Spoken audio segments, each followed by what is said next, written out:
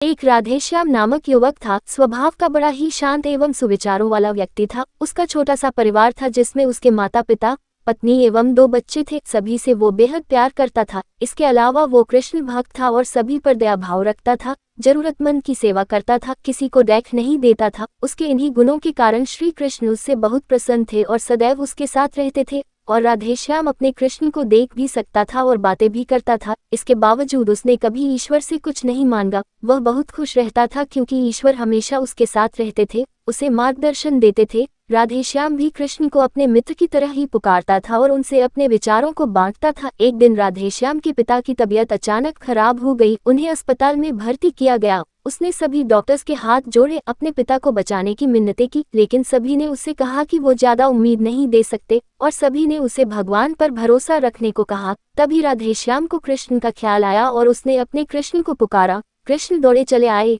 राधेश्याम ने कहा, मित्र, तुम तो भगवान हो, मेरे पिता को बचा लो। कृष्ण ने कहा, मित्र, ये मेरे हाथों में नहीं है, अगर मृत्यु का समय होगा तो होना तय है। इस पर राधेश्याम नाराज हो गया और कृष्ण से लड़ने लगा।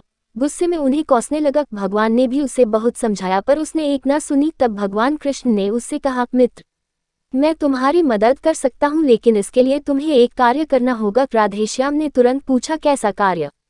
कृष्ण ने कहा, तुम्हें किसी एक घर से मुट्ठी भर ज्वार लानी होगी और ध्यान रखना होगा कि उस परिवार में कभी किसी की मृत्यु न हुई हो। राधेश्याम झट से हाँ बोलकर तलाश में निकल गया। उसने कई दरवाजे खटखटाए। हर घर में ज्वार तो होती, लेकिन ऐसा कोई नहीं होता जिनके परिवार में किसी की मृत्यु न हुई हो। किसी का पिता, किसी का दादा, किसी का भाई, माँ, काकी या बहन। 2 दिन तक भटकने के बाद भी राधेश्याम को ऐसा एक भी घर नहीं मिला। तब उसे इस बात का एहसास हुआ कि मृत्यु एक अटल सत्य है।